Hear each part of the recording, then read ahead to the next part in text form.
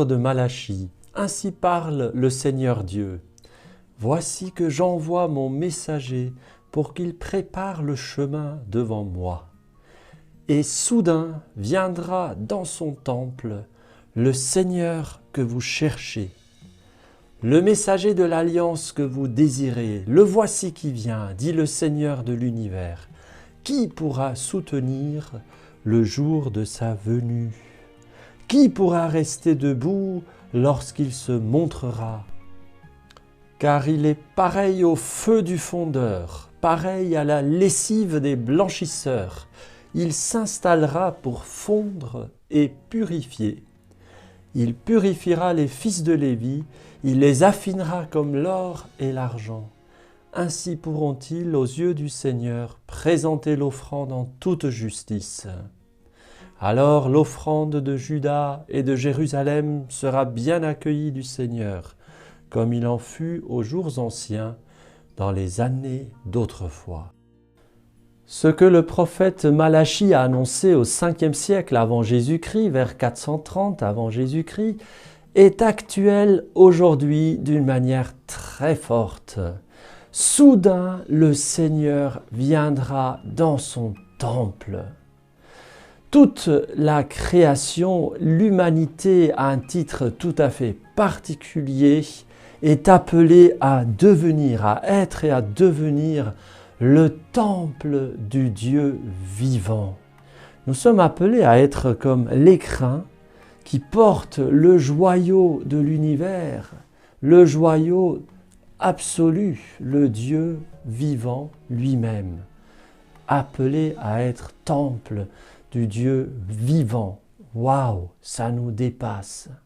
Mon frère, ma sœur, tu es porteur de ce message extraordinaire et puissant, ce dessein éternel de Dieu qu'il ne changera pas, qu'il veut faire de nous son temple et qu'il veut vivre avec nous. Il veut faire sa demeure en nous pour que nous puissions demeurer en lui. C'est déjà vrai spirituellement, intérieurement. Et puisque tu en vis, tu es appelé à en témoigner avec douceur et force à la fois, comme une proposition extraordinaire de Dieu, que Dieu veut faire avec nous alliance, que Dieu veut faire avec cette humanité vie commune dans un amour divin, que Dieu veut habiter en nous pour que nous on puisse habiter en lui. Alors acceptons dans une joie surnaturelle, une joie qui vient déjà de Dieu, ces moments de purification, de préparation.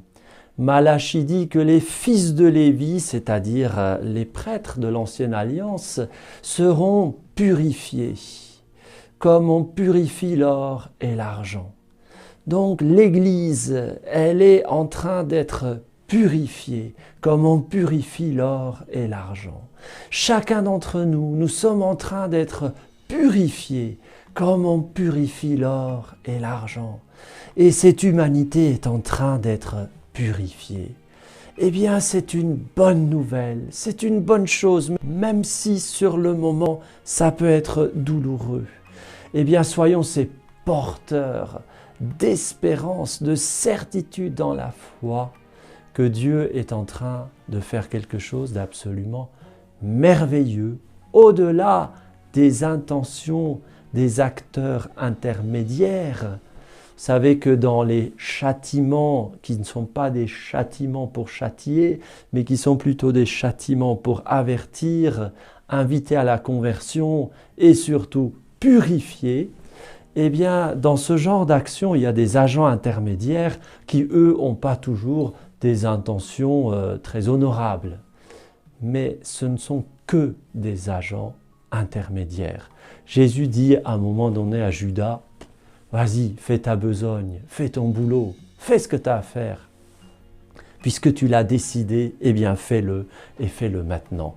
Puisque c'est ça que tu portes dans ton cœur, fais-le maintenant. » On doit relever la tête, nous. On doit regarder plus haut aux intentions du cœur du Père et accueillir les événements comme quelque chose qui ultimement vient du Seigneur. Tout contribue au bien de ceux qui cherchent Dieu.